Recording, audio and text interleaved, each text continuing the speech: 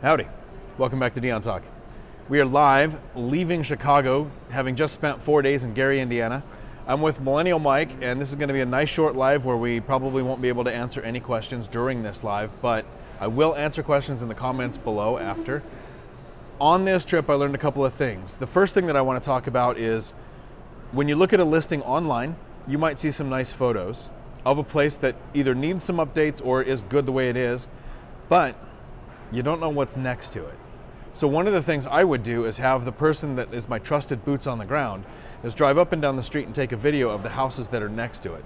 And on this trip, Mike taught me about his 4 layers of protection that he uses, and I want Mike to cover each one of those.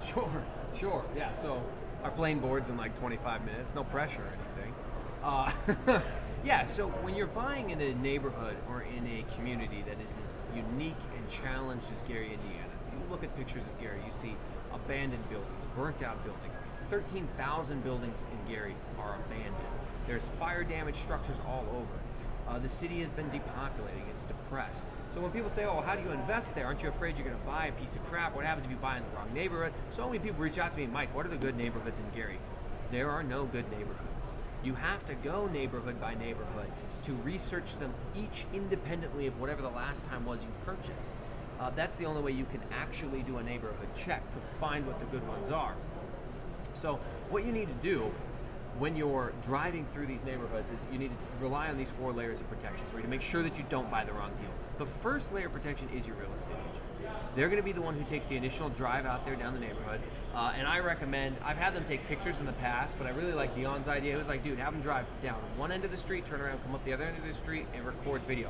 And I sat there and said, why didn't I think of that? That makes me kind of stupid. I was just going off pictures. So the first layer of protection is your real estate agent. They're going to go out there and look at the inside, the outside, to give you that brief neighborhood check. The second layer of protection is going to be your property manager. They're the ones who are going to know what rents in a certain area are. They're the ones who are going to know what the values for that, even for like after repair value, especially if in my case, my property manager was a real estate agent. She's good at estimating after repair values. But she's going to tell me whether or not she wants to manage a property in that area. Oftentimes, she has told me, I wouldn't buy here. Is your mic on? It's on. The battery might have finally died. No, it just says your audio is not a little clear, but that's okay. Just speak up a little and I'll... Good. Cover it up. Can you hear me now? Good. Did anybody remember those commercials? Can you hear me now? Good. Yeah, we'll do one of these. I'm gonna do this. You're good. All right. So first layer of protection was the real estate agent. Second layer of protection is your property manager. They're gonna go out there and they're gonna make sure that it's actually a neighborhood they would want to manage in, that it can get the rents that you're expecting it will, because at the end of the day, yeah, you are dependent on that final rent number for your spreadsheet to work, for your math to work on your ROI, your return on investment.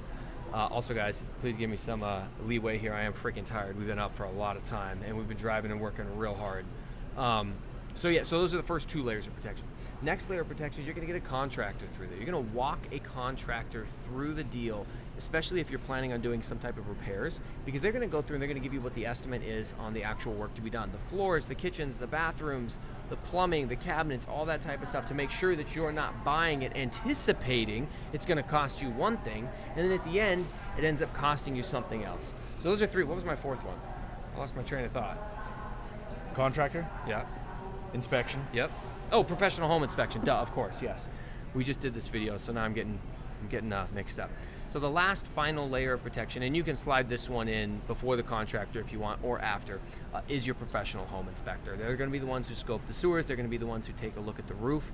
But if you go through these 4 steps, I guarantee you will not buy something that you're going to have surprises on. I mean, there's always going to be the potential, I suppose, the 1% chance that something bad could happen, but you've done your best to mitigate the ability for you to be caught off guard. So realtor, property manager, professional home inspector, and a contractor walking through, that sets you up for the best chance of success in a neighborhood or city like Gary. One of the things I really liked about this trip was learning that you can actually mitigate a lot of the risk by choosing the way you're going to invest. There are properties that need to be torn down and replaced. You can know that going in. There are properties that you can buy for $30,000 to $50,000 that need $30,000 to $50,000 in repair. There are properties that you can buy that are turnkey, that you can buy for 70 to 120,000 that don't need any work at all, and you can actually choose the strategy you're doing before you even start making offers here. And I think what's really different about investing here versus investing in Washington is I'll make 20 or 30 offers before I even get an answer of maybe a negotiation on one. Here, it almost seems like properties can sit for a while, you can get a hold of sellers directly, and you have a lot more options on seller financing, going to the turnkey company, or actually setting up a search on the MLS. I believe your last triplex actually came from the MLS. Yeah, I've purchased deals from a number of different ways. Off-market seller financing, wholesalers, MLS, turnkey providers. This last one, the triplex, was on the MLS. Just like Zuber recommends, I look at my market every day, because usually if something is good and it's on the MLS, it's going to be gone like that. So you actually have to pay attention daily. That being said, like Dion said, you have a lot of opportunities for seller financing. I proposition seller financing for most deals that I negotiate or talk with, and a lot of the time I at least get the option to start negotiations. Now, many times they're like, their idea of seller financing does not benefit me in any way, shape, or form, but if you can at least start the conversation, and something that I've seen happen too is they say once you wake them up to the fact that they're going to have to give some sort of preferable terms to you, then they're like, oh, I'm not interested. Then they go back to the market. Then 2-3 months later, they're like, well, okay, maybe I am interested because it's not selling. They can't actually sell their property. And so then they come back and they say, well, I've got somebody who's offering $50,000 down payment. And I've had this happen now where I was like, okay, well, they should take that. Like, I'm not going to lie to them and tell them I'm going to do better when I can't. Take that offer. So my agent's like, okay, telling them, hey, take this seller finance. Then they come back again. Turns out they didn't have an offer for $50,000 down. They were just trying to pull one over on me. So seller financing is the holy grail of real estate because you get to skip the entire lending process, skip the entire underwriting approval process. You get to skip the loan origination fees and paying the mortgage brokers and all that crap. The terms are made up. You get your own interest rate. You get your own monthly payment that you agree to. You can come up with a purchase price and a down payment amount that works for everybody. It is like the freaking best thing that you can do when it comes to real estate investing, in my opinion. And so the more opportunities you have to pursue that type of financing, the better. That's one of the things I do like about Gary and the people out here. So if you live in a high cost of living area and you think of investing at a distance, I think you should do exactly what Mike is doing, what I would do, and what we are telling our friend Darius to do. In the high cost of living area, house hack, reduce or eliminate your highest cost, your highest expense. We're both still house hacking.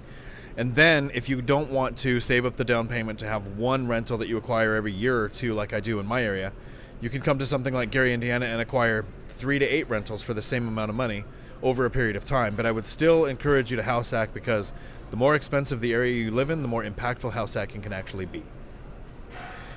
Thanks, Mike. It was really cool. I look forward to Mike putting together our entire portfolio tour where we went to each one of his properties. And there is not enough hours in the day to do this in one trip.